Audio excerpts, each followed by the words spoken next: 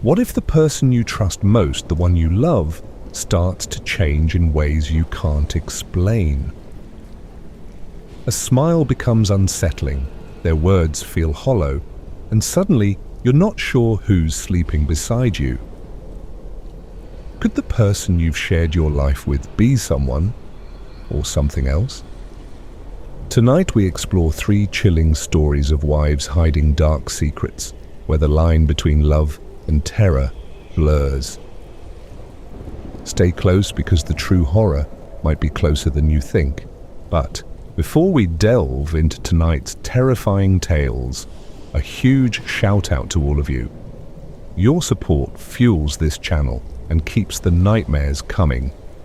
If our eerie stories captivate you, make sure to hit that subscribe button and ring the bell so you never miss a chilling episode. And if you want to help us grow and keep the fear alive, share our videos, drop a comment, or explore our support options on Patreon or Ko-fi. Every bit of support helps us bring you the best spine-tingling content. Thank you for joining us on this dark journey. Now let's embrace the shadows together. I always thought I knew my wife, Emily. We had been married for almost 6 years, and in that time, I had never once doubted that we were happy together. Sure, we had the typical squabbles, finances, career stress, disagreements over how to spend our weekends, but it always seemed like nothing we couldn't work through. We were solid, comfortable. But that changed after our weekend trip to the cabin in the woods. We'd been planning the getaway for a while. It was meant to be a break from the city, a way to reconnect. Just the 2 of us. No phones, no work, no distractions, just peace and quiet. The cabin was remote, surrounded by thick forest. It felt like the perfect place to reset. I had no idea how wrong I was. The first night, everything felt normal. We spent hours talking, laughing, drinking wine in front of the fireplace. I didn't realize how much I had missed those quiet moments until we were there, just the 2 of us, away from the noise of the world. But by the second night, things started to feel off. At first, I chalked it up to exhaustion. Emily was unusually quiet, her smile a little too tight. When I'd ask her if something was wrong, she'd brush it off, saying she was just tired. I didn't push it. That night, as we lay in bed, I heard her whispering. At first, I thought it was just the wind rustling outside, or maybe the house settling. But as I listened more closely, I realized the sound wasn't random. It was a voice, a soft, rhythmic murmur. It wasn't a full sentence, just fragments, words I couldn't make out. I sat up, turning toward Emily, who was lying on her back, staring at the ceiling. Her eyes were wide open, her pupils fixed, but she didn't seem to see anything. Her lips moved, but no sound came from them. Her breathing was shallow and even, as though she were in a trance. "Emily," I whispered, my voice shaking. She didn't respond. She didn't even blink. I reached over and gently shook her arm. "Emily," I said again, louder this time. She snapped to attention, her eyes darting to mine, wide with a kind of panic. "What is it?" she asked, her voice sharp. I recoiled. Her voice was cold, different, like she wasn't even aware I was in the room with her. "Are you all right?" I asked, trying to steady my voice. She blinked slowly, as if processing my question. Then she smiled, that familiar, comforting smile. "Of course I'm fine." But the smile didn't reach her eyes. I couldn't explain it, but it felt wrong. There was something off about it. Something unsettling in the way she said, "fine," like she didn't even believe it herself. I didn't sleep the rest of the night. I just lay there, wide awake, listening to the rustling sounds outside and to Emily's shallow breathing. By morning, I thought maybe I was overthinking things. Maybe I was just exhausted too. But as the weekend went on, the behavior continued. More than once I'd find her staring at the walls, her eyes unfocused, murmuring to herself. I tried to ask her about it, but each time she would just smile and dismiss it. "Nothing," she'd say. "I'm just thinking." But I wasn't convinced. It felt like she wasn't really there. Something was slipping through her fingers, something essential. By the third night, I couldn't ignore it anymore. I woke up to hear soft scratching noises like someone running their nails across wood. At first, I assumed it was the house settling, but the sound continued, persistent and unsettling, like it was coming from somewhere just outside the bedroom door. I got out of bed and opened the door, expecting to see a mouse or some other small animal, but the hallway was empty. The scratching stopped the moment I opened the door. I turned back to Emily, who was still lying in bed, but her posture was different, unnatural. She was sitting up now, staring at the wall, her back completely straight, like a statue. Her face was pale, and her eyes were wide open, unblinking. I thought I saw a faint smile tugging at the corners of her lips. "Emily," I called, my voice hoarse. She didn't respond. I walked closer, hesitant, unsure what to do. "Emily, are you okay?" She tilted her head slowly toward me, and when she looked at me, it felt like she wasn't seeing me. Her expression was blank, almost vacant, but her smile remained. "Shh," she whispered, her voice unnervingly calm. "They're listening." My heart skipped a beat.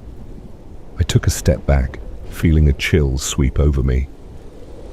"Who's listening?" But she just stared at me. Her eyes glazed over again, like she didn't even hear me. Slowly, she turned her attention back to the wall, her fingers twitching in the air, as if she were drawing something invisible. I didn't know what to do. I didn't know if she was sleepwalking or if something else was happening, something I couldn't explain. My instincts screamed at me to leave, but I stayed, frozen in place, unable to look away. I don't know how long I stood there, but eventually Emily turned back to me, like nothing had happened. Her eyes focused, and she smiled that warm, comforting smile again. "What's wrong?" she asked, as if nothing was out of the ordinary. I barely managed to speak. "I thought you were acting strange. Are you sure you're okay?" She laughed lightly. "I'm fine, you're just tired. Go back to bed." But I couldn't shake the feeling that I wasn't talking to the woman I married anymore.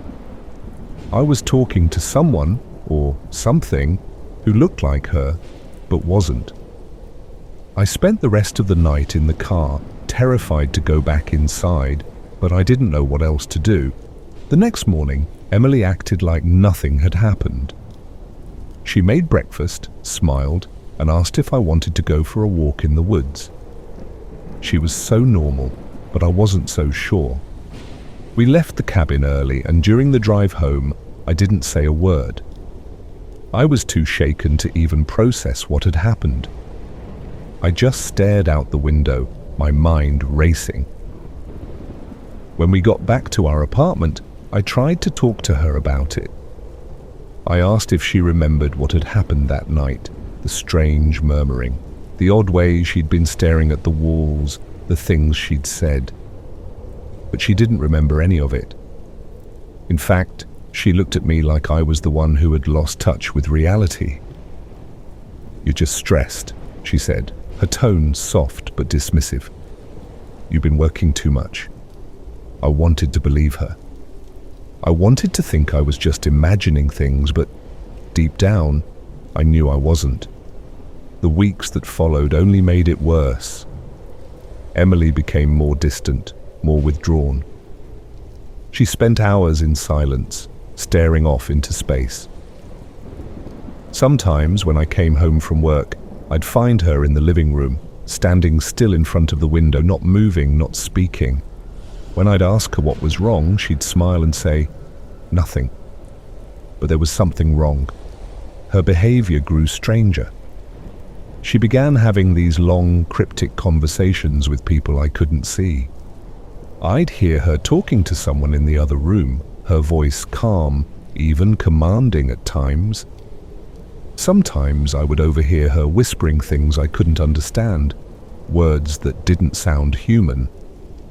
I tried to confront her, but every time I did, she'd just smile that unsettling smile and say, "I'm fine, you worry too much." The worst part? I don't know if she's still my wife. I don't know if the woman living with me is really Emily anymore. Every night I lie awake, listening to the sounds she makes, soft, unrecognizable murmurs, like she's speaking to someone I can't hear. Every night I wonder if she's going to get up and stand at the foot of the bed, staring at the wall, waiting. I don't know how much longer I can live like this. I don't know how much longer I can pretend everything's okay. But I do know one thing. I'm terrified of what Emily might do next. Or worse, what she might have already become. And I don't think I want to find out.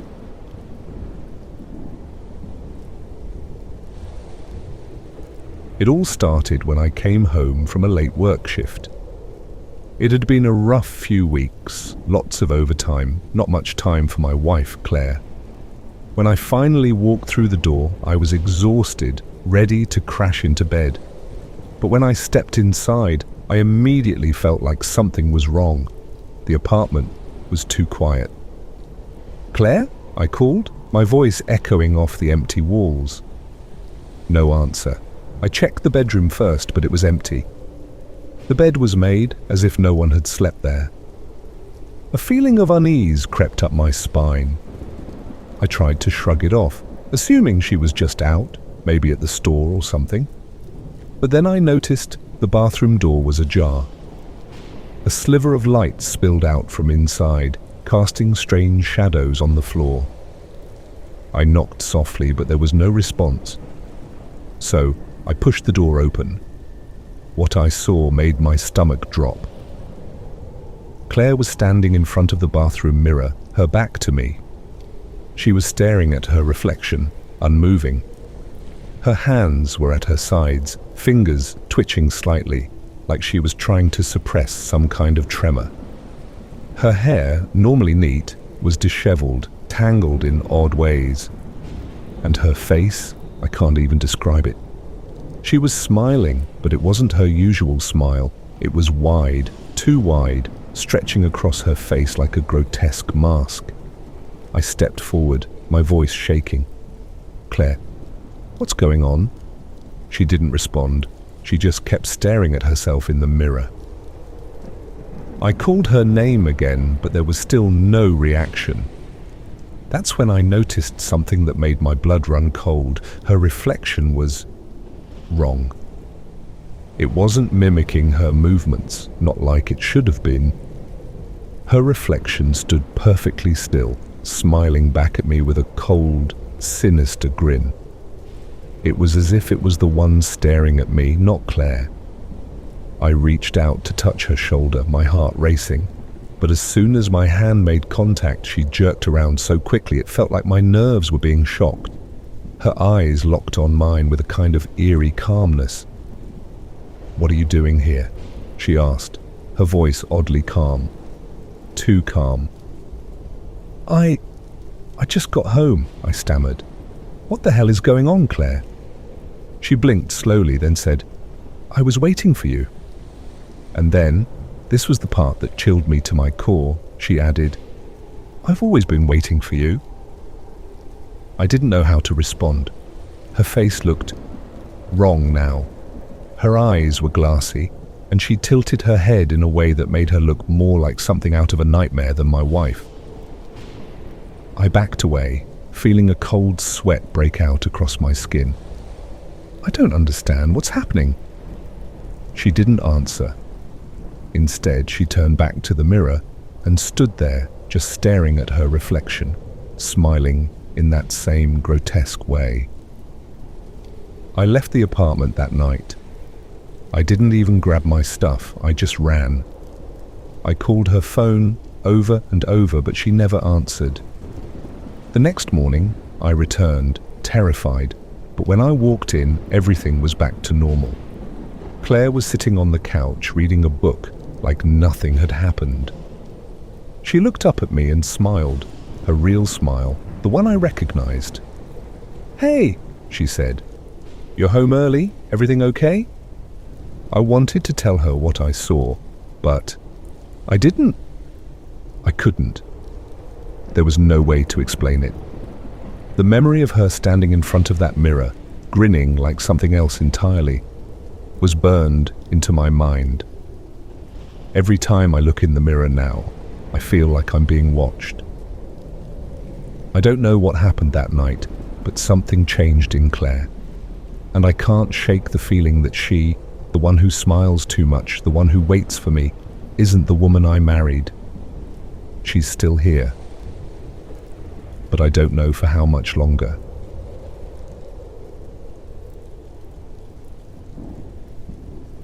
I don't know what to think anymore. I've never told anyone about this, not even my closest friends. But I need to get it off my chest. Maybe writing it down will help me make sense of what happened, though I doubt it will. It all started last week. My wife, Sarah, and I were having a quiet night in. We hadn't been able to spend much time together recently. She'd been working long hours at the hospital, and I was usually busy with my own stuff. So when she suggested cooking dinner at home, I thought it would be a perfect chance to reconnect. She decided on a roast chicken, her favorite. I could smell it cooking as I entered the house after work.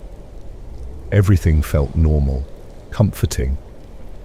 A soft humming floated through the kitchen. I kissed her on the cheek, asking how her day had been. She smiled, said it was fine, and gestured to the table where she'd already set the plates. As I sat down, I couldn't help but notice something strange. There was an extra place setting at the table. "Are we expecting company?" I asked. She looked at me with a soft, blank expression. "Oh, that? I just thought it would be nice to have a full table tonight," she said, her tone so casual that I didn't think much of it. I let it slide. It was just the two of us, but she'd set the table for 3. Maybe it was some quirky thing she'd decided on a whim, and I didn't want to question it too much. But then, as we ate, things got weird. For one, Sarah was unusually quiet. She usually had a lot to say. She loved to talk about her patients, how they were doing, or about the latest project at work. Tonight, though, she just chewed her food slowly, staring at the empty chair across from her. Every time I'd try to make conversation, she'd give short, distracted responses. Her gaze would drift back to that empty seat. At one point, I asked her, "What's going on, babe? You seem a little off tonight." She didn't look at me. She just stared at the plate in front of her and said, "I'm just tired." I nodded, but I wasn't convinced. This wasn't like her. Then the doorbell rang. I stood up, confused. Who could it be? Sarah didn't seem to be expecting anyone. I opened the door, but no one was there. Nothing, just the empty porch. But when I turned to go back inside, my heart stopped. The third plate. It was gone. I blinked, certain I was losing my mind. There was no plate, no silverware, nothing. Just the 2 settings exactly as they should be. But it had been there a minute ago. I swear I saw it. I walked back into the kitchen where Sarah was sitting at the table, staring at the same spot she'd been fixated on all night. When I asked her where the third plate went, she didn't answer right away. She just looked at me with that strange, soft expression. Then she said, "Don't worry about it." The guest left. "You're with me now." I felt a chill crawl up my spine. My stomach turned. The guest? But before I could ask her to explain, the doorbell rang again. This time, I didn't hesitate. I bolted to the door, heart hammering in my chest. When I opened it, there was still no one there, just the silence of the night. I closed the door, turning back to Sarah, my mind spinning. And when I looked at the table, the third plate was back. I couldn't process what was happening. I'd heard the bell ring, I'd seen the plate disappear, and now it was back. Sarah was still staring at the spot across from her, not acknowledging me at all. I grabbed my phone, my hands shaking, and texted my friend Jason, asking if I was just losing it. But before I could send the message, the lights flickered. Suddenly, there was a loud bang from behind me. I spun around. The empty chair was now occupied. There was a figure sitting there, someone I didn't recognize. It was a woman, but her features were blurry, distorted, like looking at a reflection in dirty glass. I could make out her face, but it wasn't clear enough to see who she was. She wore an old-fashioned dress, and her hair was tied up in a tight bun. Her hands were folded on the table in front of her, perfectly still. But I could sense something wrong, something off. I froze. Sarah didn't even flinch, she just smiled, that same calm, knowing smile she always had, as if the woman sitting there was the most normal thing in the world. "This is our guest," she said softly. I couldn't speak. I couldn't move. I just stood there, staring at the chair, the woman, the unholy sense of dread filling my chest. The figure didn't speak. She just sat there, staring at Sarah, almost like she was waiting for something. It was like I was trapped in some kind of nightmare, and I could feel the walls closing in. The woman at the table didn't blink. She didn't breathe. She was too still. "Sarah," I managed to choke out. "Who is she?" Sarah glanced at me, her expression as serene as ever. "She's been here for a long time. I've been waiting for her to come back." I felt the world tilt beneath my feet. I turned to the doorway, desperate to get out. "I need to go," I whispered. I need to go." But Sarah didn't let me leave. She reached out, her hand cold and unyielding, grasping my wrist. "No," she said, her voice unnaturally firm. "We're not finished yet." I yanked my arm away, stumbling backward, but the door wouldn't open. The doorknob refused to turn as though it was stuck in place.